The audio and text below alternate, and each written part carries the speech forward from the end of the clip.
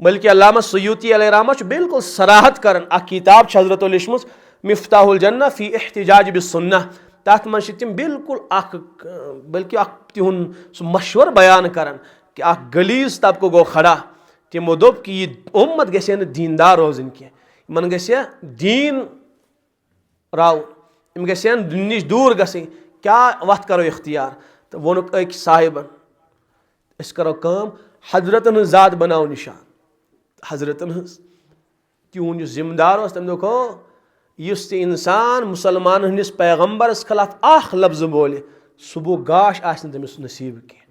यम छुन पन्निस हबीबस मुतलिक अख लफ्ज ते बर्दाश्त करन कह यह हेक्यो न करित अत यह प्लान कामयाब गसित कह तेल क्या करो मेन काम बोझो सहाबा किरामन जात करियो निशान तिम जात अकदस बनो टारगेट तुम इसलिए ये पत यह कामयाब अत मज मिलवो तुम यम गसन बदगुमान सहाबान मुतलिक यम गसन बदगुमान अबू बकर सिद्दीकस मुतलिक यानी सहाबान मुतलिक तत बस 5 सहाबा कस 5 बस टोटल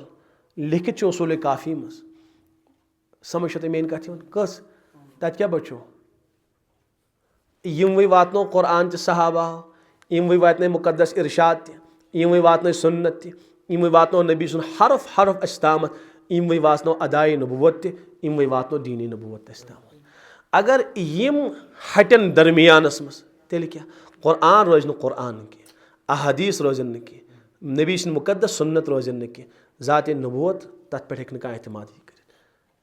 कर अस क्या पता हजरतो क्या फरमो हजरतो क्या हो नमाज कथ यह सोरी जू हर बहरफ वातनो कमो ये दरमियानस मज तबक नबर कड़न अत क्या रोज इसलिए गस धड़ाम कर इमारत मुनहदिम यह प्लानिंग असल यह अल्लामा सयूती अलैहि रहमत लिखमुत